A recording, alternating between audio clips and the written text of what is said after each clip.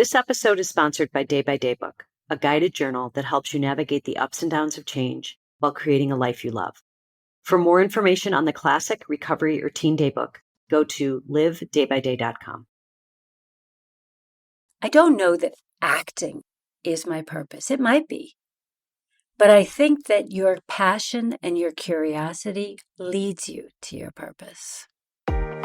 Welcome to Journeys Through Change, a podcast that inspires women to let go of the fear and say yes to possibility. I'm your host, Noelle Van, an author, creator, and empowerment coach who spent years in corporate America helping innovators and leaders ride the waves of change with ease and grace. I now work with women to step into change and unleash the power they have to create a life they love. Whether you're contemplating a change in your career, relationship, health, lifestyle, or anything in between, nothing's off the table.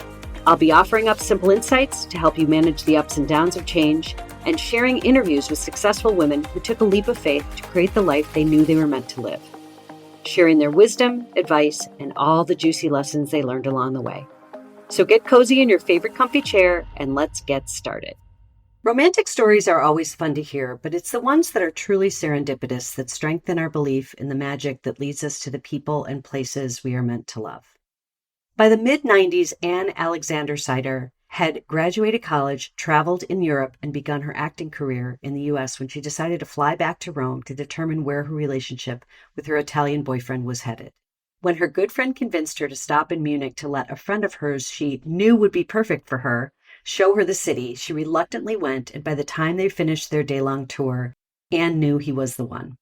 Soon she became a new wife and mother, starting her life in a new country without a grasp of the language or community support. She focused on voiceover work while raising her son, but always felt a pull back to her true calling of acting. So one fateful weekend, she found herself signing up for an acting class, and the spark was reignited. Since then, Anne has created a dynamic acting career, surrounding herself with mentorship and inspiration while continuing to refine her craft. Anne is now a screenwriter, coach, actor, and host of Act Bold, a podcast for actors that offers insightful conversations with industry experts, exploring the realities of building a successful acting career and achieving your dreams in the spotlight. She is also the founder of Act Bold, where she helps people turn what they love into what they do.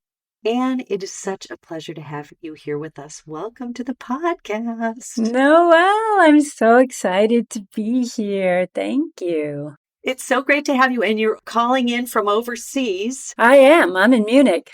It is evening your time, I am assuming. It is. Okay, so it's a doubly special thing that you're joining us, because I'm sure you're ready to end your day, but thank you for joining.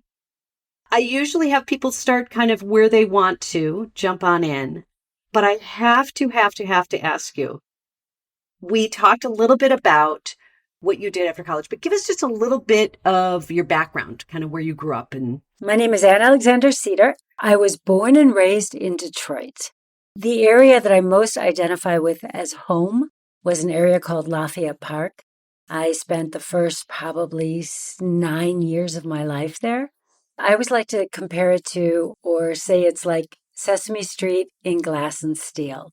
It was an amazing little, really super progressive neighborhood in the middle of downtown Detroit. It was designed by Mies van der Rohe, who is the godfather of modern architecture, the modern skyscraper. And his thing was very much about community.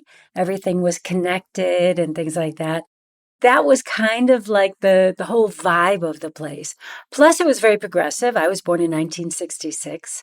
So back at a time when women weren't necessarily doing much more than, getting dinner ready. And the area that I lived in, the women were doctors and lawyers and judges, and not just white women either. Black women were also doctors and lawyers and judges. It was just a really ideal place to grow up. I knew the pharmacist by name. I knew the officer Spitz. He was a motorcycle cop. Raymond was our postman, and he used to bring us all a stick of Wrigley gum. And yeah, he was just such the sweet, sweet, sweet guy who just enjoyed life and the people on his route. And it was literally like the people in my neighborhood. It was literally like that. I love that you say that, Anne, because, I grew up in Chicago, so we're Midwest sisters. First of all, I did not know that existed in Detroit, and I love that. sounds like it was like magical. Everything was co-ops. I mean, it didn't mean anything to me back then, but now understanding like the idea behind co-ops and all of that, I don't know if it's still co-ops. There was this combination of like townhomes and apartment buildings, but everything was around communal space, even within the home. So it was very much like one room flowed into another. And of course, okay, we are talking the 60s. So there were, there was 1.5 bathrooms for the entire house, right? That was typical back then. Yeah, it was a great place to grow up. And then I moved to Chicago when I was about 17. I'm sure you fell in love with the Windy City. I have always loved Chicago because my grandma was from Chicago. My mom was originally from Chicago. So it was a place that I spent a lot of time going to as a kid. It was always, so much more than Detroit. I shouldn't say that. People are going to write in and say they hate me for saying that. But they're different cities. They're just right. Cities. They totally are. Yeah. And Detroit has actually had this amazing renaissance. Yes, I have heard. And I have friends that live in Detroit. There's been a lot of growth there over the years. Yeah.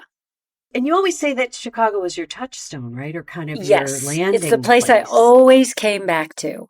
And if I ever were to move back to America, it would be a place I would consider. And the only reason I say consider is I love Chicago, but the winters are friggin' cold. Brutal. And I'm over it. So you go back to Chicago, but you were in Europe for a while, right? Yes. So I didn't go to typical college. So I went to acting school. And then I finished up at RADA, which is the Royal Academy of Dramatic Art, because the school that I was studying at in Chicago was always bringing in instructors from RADA. So we had this symbiosis going. And so I went and finished up there, and then I did the typical, bought a Eurail ticket with my best friend at the time, and we backpacked around Europe for 3 months. And then I came back to Chicago, but I had been totally bitten by the European bug. And I think I was in Chicago for a couple of years, but I was really wanting to move to Rome. And for this Roman guy, of course, yeah. And my sister was studying at the Sorbonne.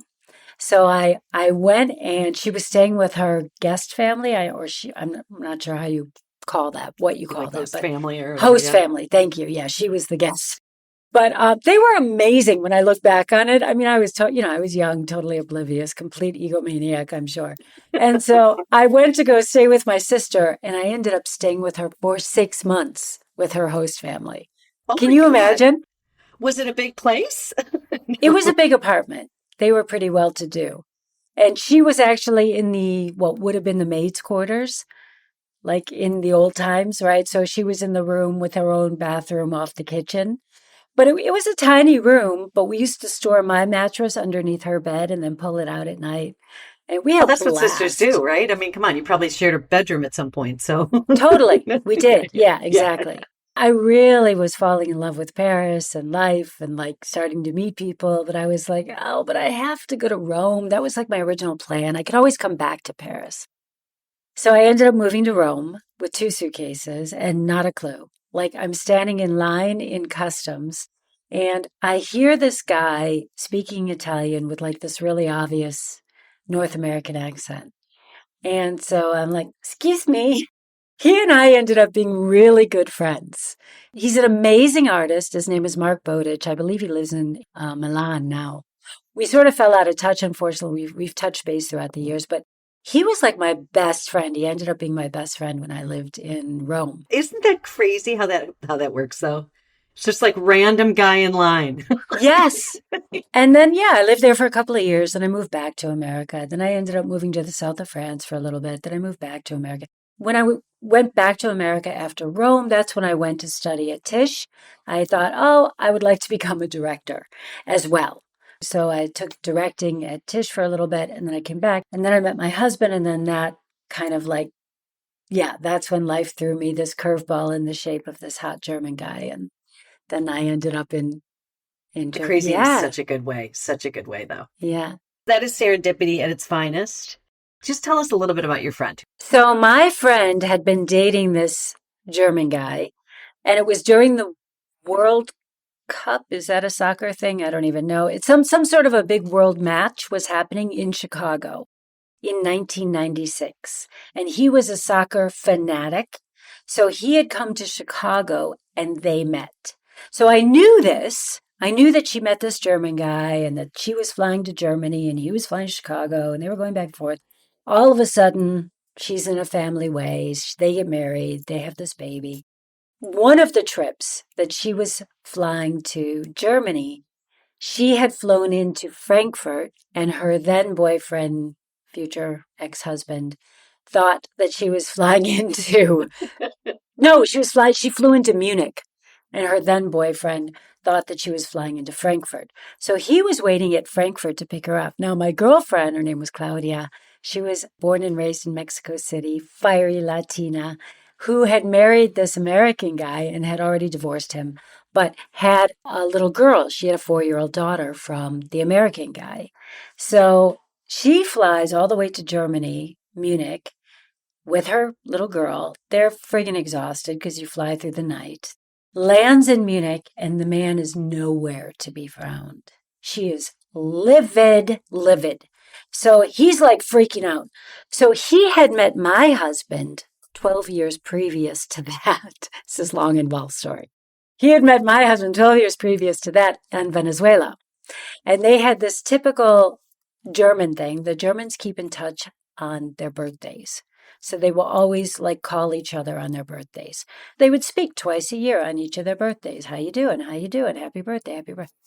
And that went on for 12 years. So when my girlfriend shows up in Munich and he's in Frankfurt, he's like, oh my God, who do I know in Munich who can pick her up and keep her busy till I can drive to Munich? Because it was like a 5-6 hour drive from Frankfurt. Yeah.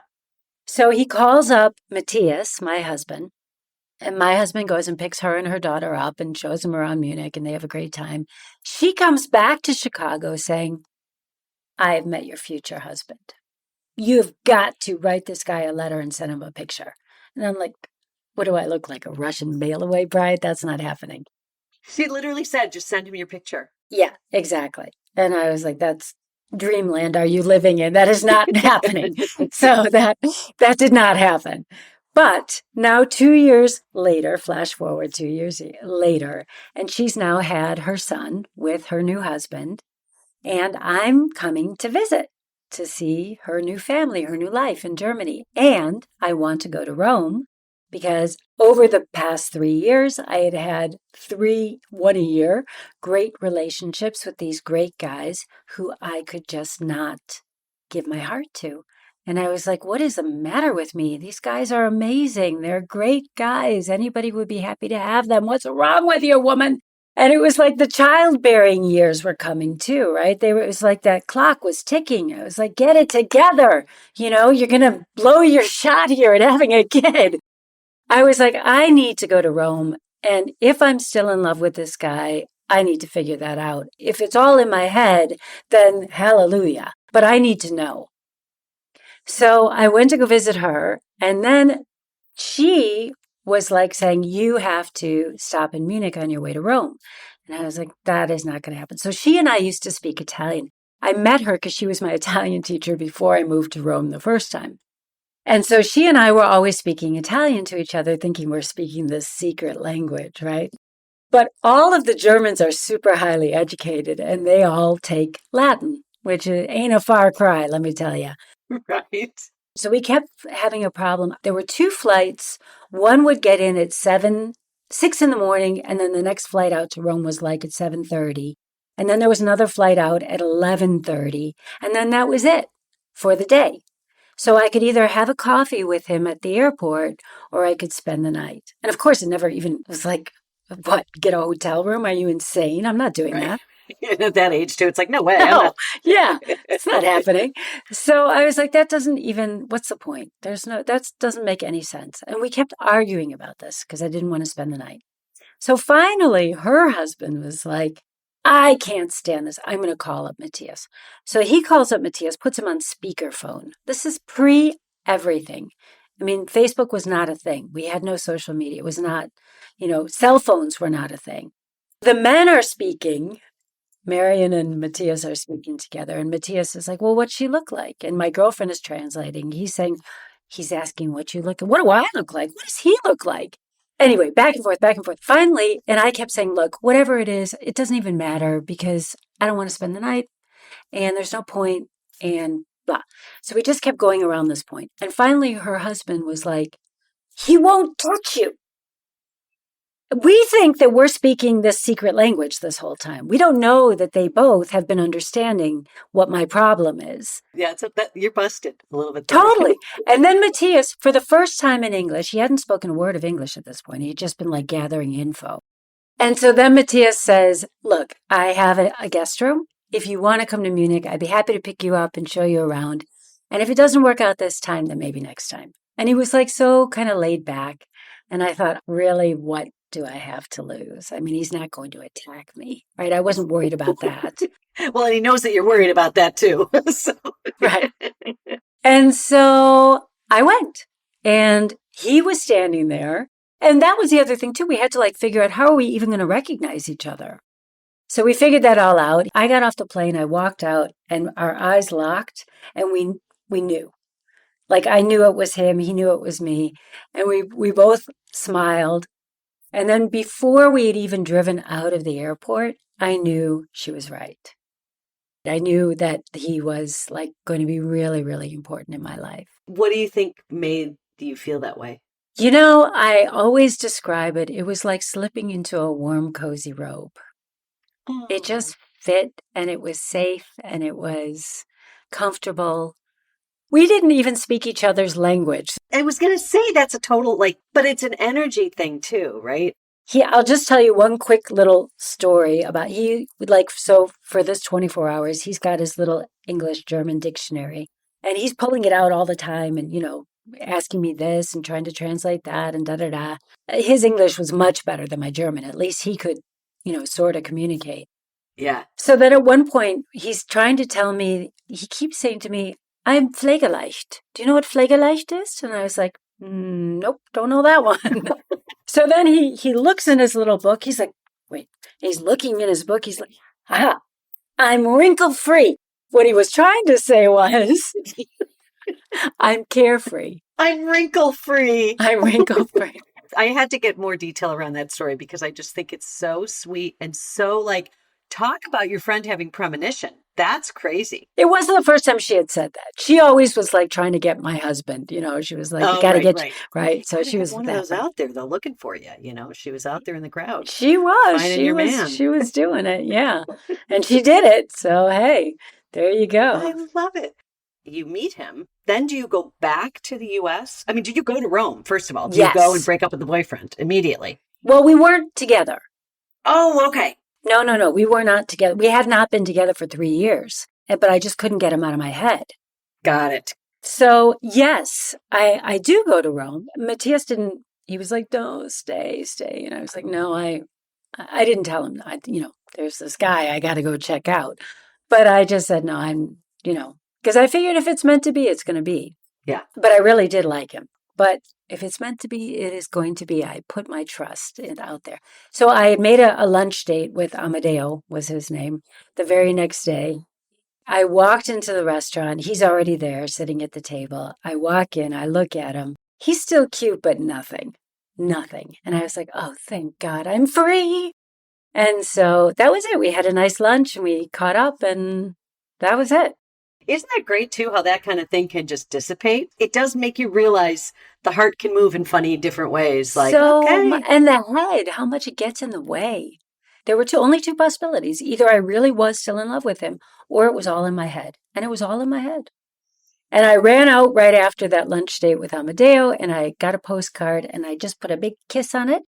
And I said, love, Anne, and I sent it to Munich. And when I got home, there was a message from Matthias on my answering machine when I got home. And and that was kind of that. And then did you do long distance for a while or did you move? A little bit, yeah. After that? I mean, things happen very quickly when you are staying with each other, right? It's not like I'm going home and you're going home. It's like I'm going home to your home. Well, right. That's true. So things happen very quickly. And it did. I was knocked up in 3 months. So there you go. And this is now how many years later? 29. That is amazing. I love that.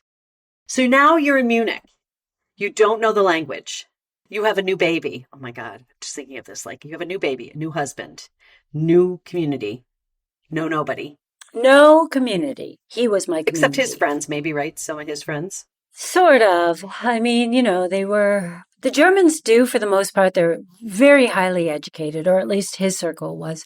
Most of them spoke English, at least like enough to converse. But when you go to parties and people are drinking and you're the only one who doesn't speak the language, people just kind of forget about you. Or it'll be, you're talking to someone just because they speak English or something, right? Yeah.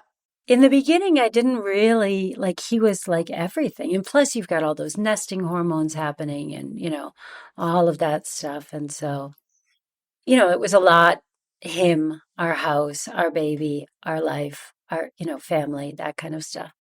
And what did he do for a living? He's an architect. He was self-employed. He still is, yeah. Then, when our son was about 2, I was getting antsy. It was like, love my son. I love being a mom, but I also wanted a little bit more than just, reading, coloring, playing, coloring in coloring books and playing whatever it was, right? So he started to go to daycare, and I had a few hours every morning, and I had seen a poster somewhere for the American Drama Group in Munich, and I was like, wow, let me go check them out. So I made an appointment. I went in, I auditioned. The guy was like, welcome aboard, welcome to the American Drama. I was like, yes. And then he whips out this calendar, and he's showing me their touring dates. And I was like, oh, I can't do that. I have a family, I have a baby. I can't tour. And I'm so sorry for having wasted your time. And I stand up to leave. And just as I'm about to close the door behind me on a whim, just had an inspiration. I leaned back in and I just said, you don't happen to know anybody here in Munich, do you? And he thought about it for about 2 seconds and he gave me 2 names. And those 2 names became pivotal as far as launching my voiceover career in Munich, which was amazing. I mean, at one point, there were a few years there where I had sometimes up to 5 jobs in a day. Whoa. Yeah. Well, I mean, even like commercials, even in industrial, whatever it is, right? With the coffee, with the small talk, with the recording of the thing, with the small talk afterwards and leaving the studio, it's like an hour, sometimes less. It was extremely lucrative and extremely flexible. Like I scheduled it all on my own time. I would go pick up my dog and my son. They were always with me. You found the perfect job. Yeah.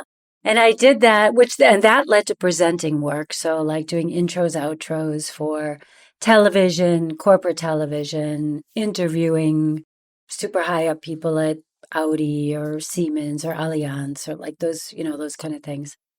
And then commercials. And then when my son was about 16, we had this standing movie date on Friday evenings. Meanwhile, I had kind of been looking, like, as much fun as the voice work was, it wasn't very creatively fulfilling. I wasn't like getting that itch scratched. So I was always looking for something else. So I would paint or I would do oil painting. Then I would switch to mosaics. Then I would do jewelry design. Then I would go back to watercolor. Then I studied interior design. Then so I was always looking for something without realizing that I was looking for something to fill that hole that I needed, right, for my creativity. And when my son was 16, we had the standing movie date on a Friday night, and he came to me on Thursday, and he said, Mom, mind if I just never hang out with you on the weekend again? Crushing blow. And so, yeah, that was kind of that. And my husband, I think, was golfing that weekend. So it was the first time really in 16 years, because we had a very traditional relationship. Even though I was working, I, was still doing all the traditional mom, wife stuff. And my husband was still the main breadwinner. I thought, God, what do I want? And I thought, I just really honestly just wanted to have fun. So I was like, well, I would love to do an acting workshop. That would be fun for me. And so let me just see. And I sat down and Googled acting workshop Munich English. And lo and behold, one came up starting the following day with one spot open, which is just so serendipitous. I was just going to say, how many times has this happened in your life of this serendipity? This is crazy. So Okay. many times, so many times. And I think it happens in everyone's life, but are you open to it? So I whipped out my credit card. I signed up for that workshop. I did it. It was amazing because I think my life would have taken a very different turn had it sucked, right? Had it not been good.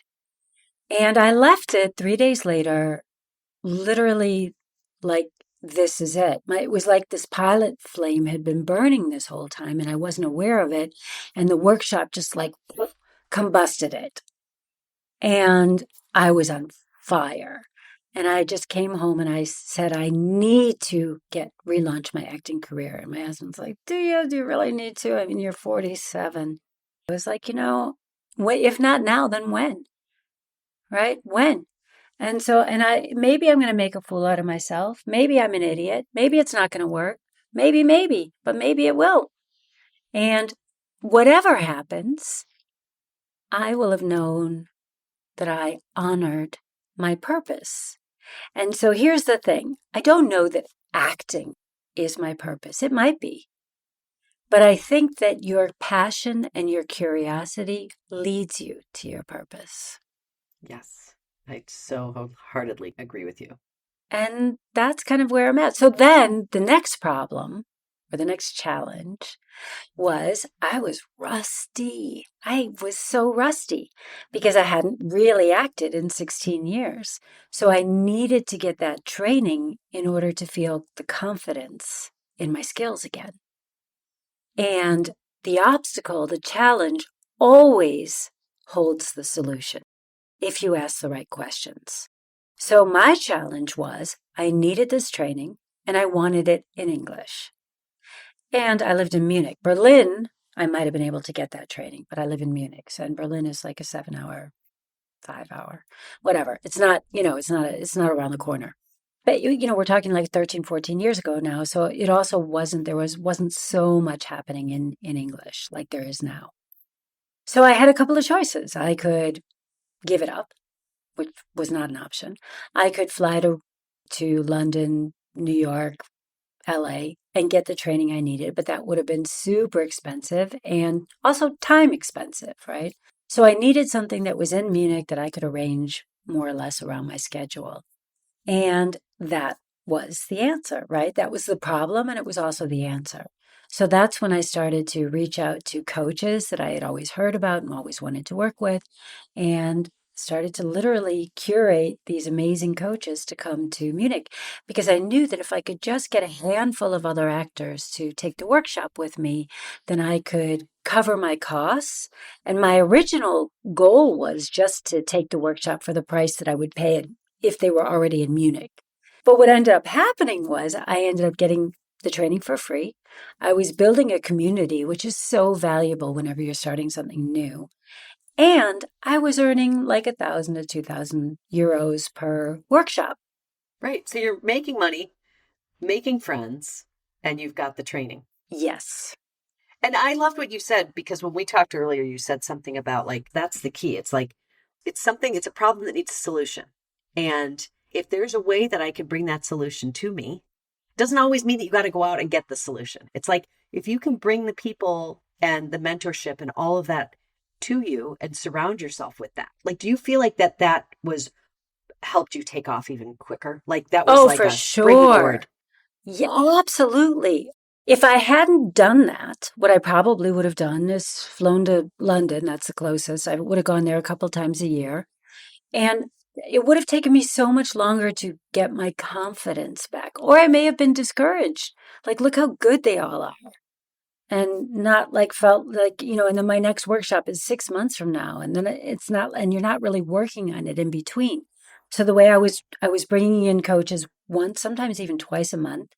And I was organizing workshops with the actors who had taken the workshop with me, with these coaches in between. So I was working out like 5, 6 times a week. So I was like totally like exponentially speeding up my confidence.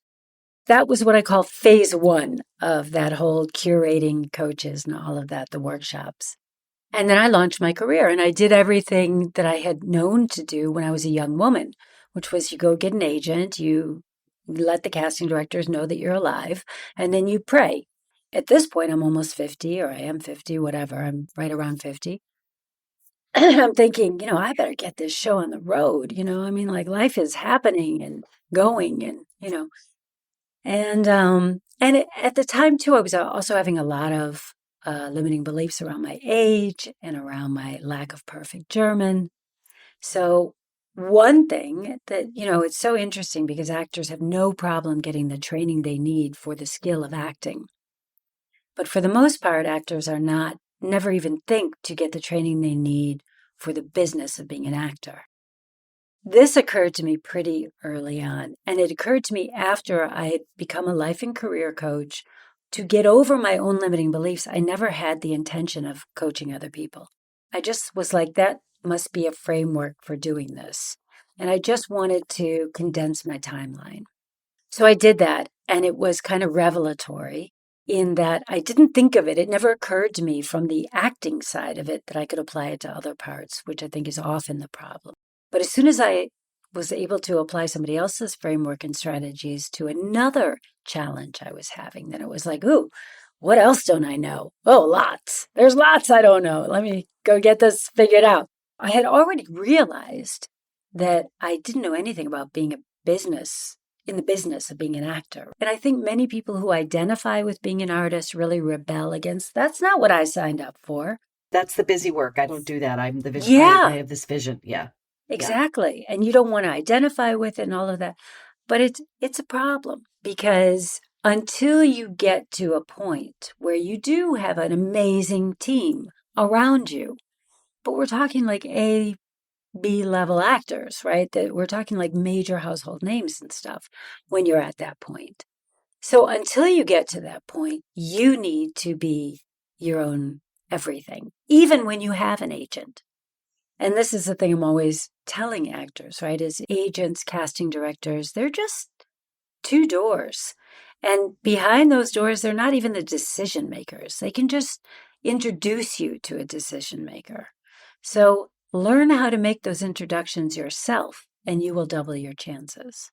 And the other thing is, look, no matter what you're doing, if you are relying on someone else to get you work, they have many horses in the race.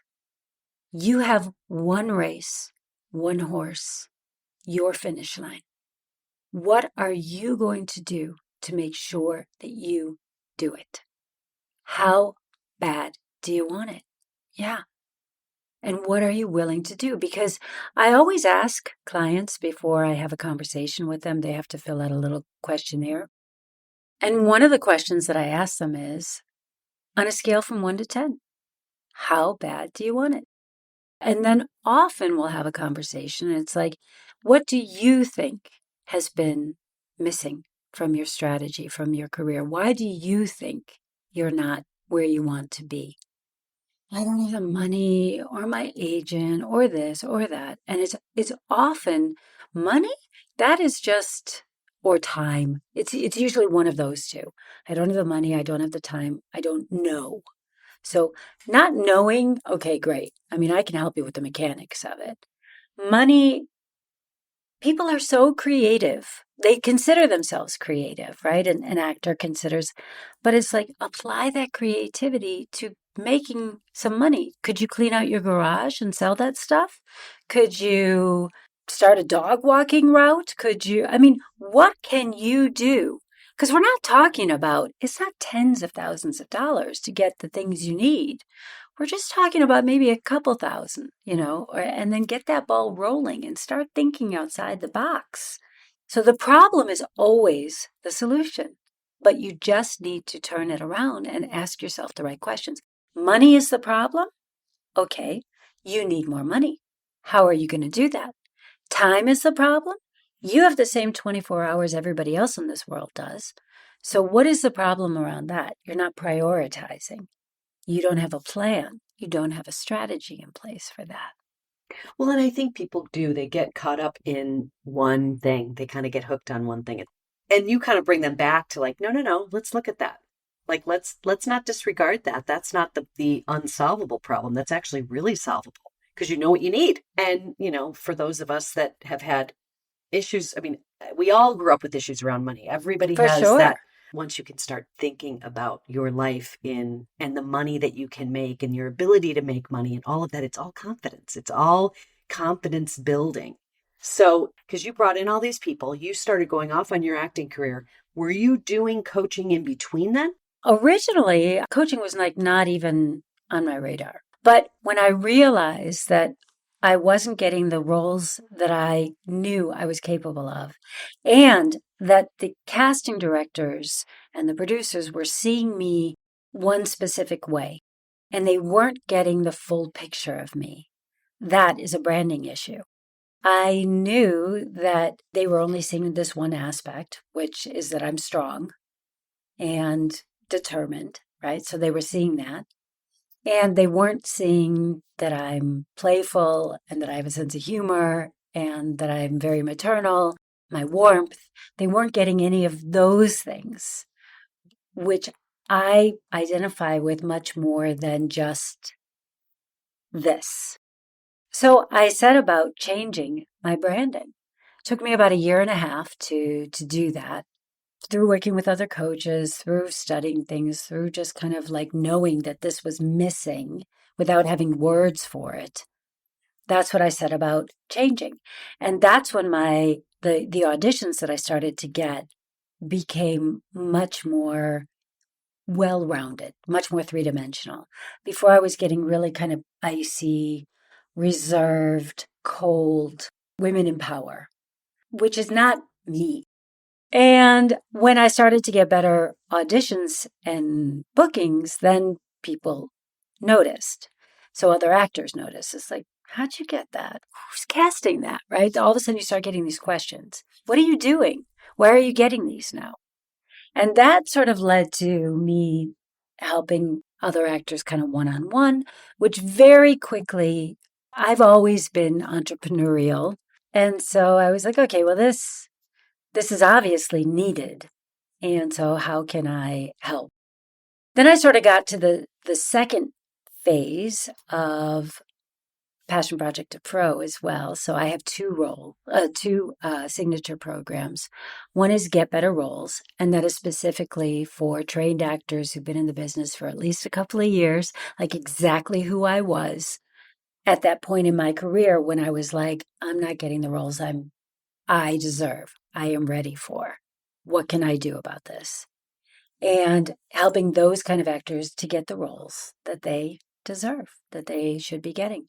And then the other program is Passion Project to Pro, and that is entirely based on bridging that gap between your passion and the career you want to have, like I did with my workshops. So that actually had 3 phases to it. So the first phase was just getting the training. The second phase was whenever I would like need money to produce a short film or get new headshots or extra money for a whatever it was, right? So I was like, I should just put on a couple of workshops and get that money, right? And so that I can finance this. And so then it was very much just about monetary. Like I was just like, this is useful. I know how to do this. Let me just do this. And then most recently, the way I use these workshops very often is to network with people who I want to work with. That's ingenuity right there. When you are in a position like an actor or a writer or a singer or a dancer or really kind of anyone where the people who are in a position to open doors for you, there's a hierarchy to it, as there is in the film industry. Actors, until you're on set, you're very lowly. When you're on set, like they can't do enough for you. Soon as the day is done, it's like, see ya, kid, don't need you anymore. But when you're on set, they can't do enough for you. But I needed to find a way to get on even ground without feeling like whether it was just in my head or not, because I'm not saying it's in their head, but it was probably in my head that I need to get up to her level. And that's what that did, because I was very literally offering something of value, money. And I was also offering them a platform to help other actors, to get to know other actors. And I was also like, we would often sit down and have a conversation, kind of like you and I are doing, except that I would not be talking so much. That's what podcasts are all about. Right, right. So it was more like asking them questions and things like that to get to know them. Because, of course, the more fascinated you are with someone, the more fascinating they find you. What's so brilliant about that too is when you have people that are being asked for something all the time. It's always people want something from them all the time. You're turning the tables and saying like, no, this is now this is a participatory thing and they're going to get back something. It's very like it's a psychological shift. Lead with the give. Absolutely. And everybody wins. Everybody wins. Everybody wins. And I can still participate as an actor. You know, if I want to, I can still participate in the workshop as an actor and show them who I am. Honestly, often I don't need to, because by this time they've gotten curious about me. And I know that I have gotten direct requests to audition from these relationships. The whole like phase 1, 2, and 3 of turning what you love into what you do. And at no point do I ever, at no unnatural point, I should say, do I ever say I am the expert. Because I think this is what blocks so many people. They see their passion, and as we just talked about, your passion, your curiosity, it is the key to finding your purpose. But they don't know how to bridge that and make it something that is truly impactful and meaningful in their lives. And especially we're living in this day and age of the coaches, right? Everybody's a coach. And if people feel, I don't want to use the word vulnerable, but people feel as though they're looking up to someone to tell them what they need to do, like that they're not there yet. Yeah. And the way that it sounds like the way that you work with them, it's like, hey, this is a community. Let's all learn together. For sure. But I'm going to also bring some insights and some thoughts that you can. So it's like it's a different energy around finding what it is that you know is going to light you up. And people, I think of purpose as like, oh my gosh, I've got to find my purpose. I've got like, it's big. You just need to get on the road.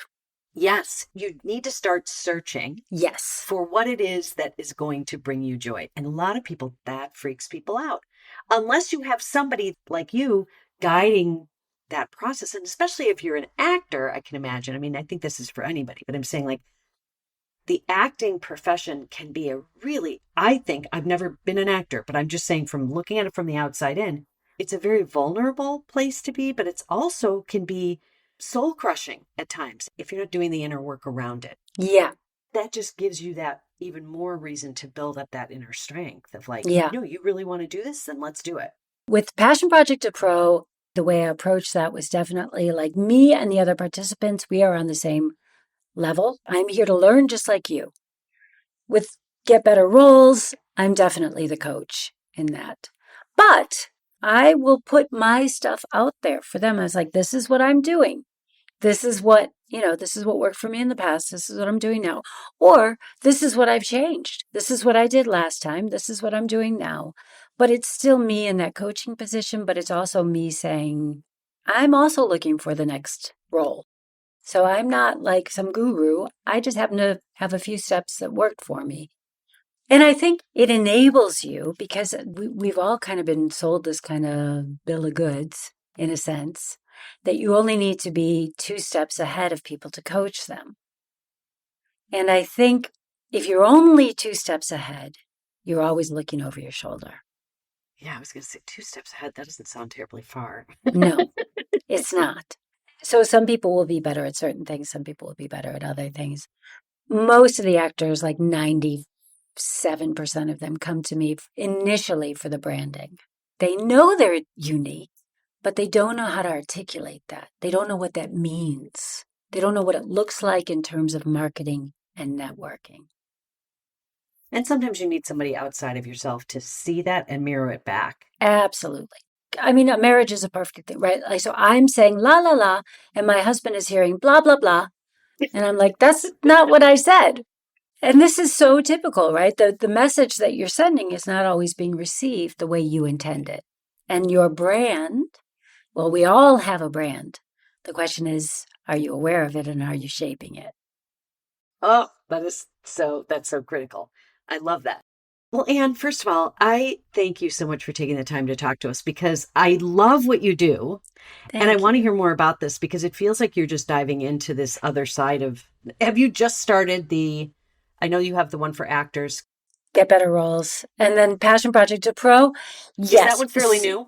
This one is launching. So I'll be looking for founding members in March. Perfect. And the way that kind of looks like is, we'll ideate and figure out the best kind of event, whether that's online or in person or retreat or a hike in the morning. I mean, it really just depends because I've already got some people who will be participating next year. And it really runs the gamut. I mean, like it's anything from there's a woman who's interested in possibly being a baker, like doing fancy cakes, but she's interested in this. And so the idea is just to learn, every month bringing in, a pastry chef and learning about the different aspects of making pastries and things like that. And that might be all it is for some people, is that they just like having a community and they like learning with a bunch of other people and that they're able to earn a nice little side business. That's great. Other people, though, when you've got your 10,000 hours of doing this, and this is a way to be earning money doing what you love and getting your 10,000 hours at the same time. And I can tell you, like from my experience was the more I took the acting classes, the more I really had to fight for my place of being a participant and not an authority. I was building authority and I didn't want to initially. It was like, no, I want the feedback. I mean, tell me what I could do better. I want to get better. So it will naturally happen, the authority.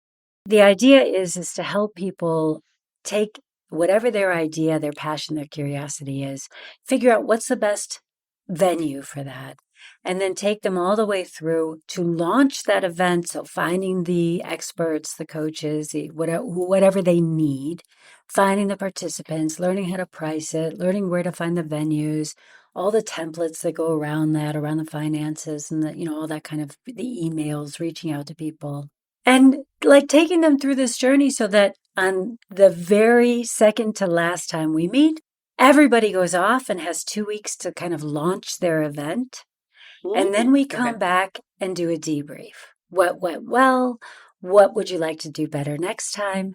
So that everybody who does it, I mean, I can't make people do it, but everybody, the point is, if they're participating, they will have their win.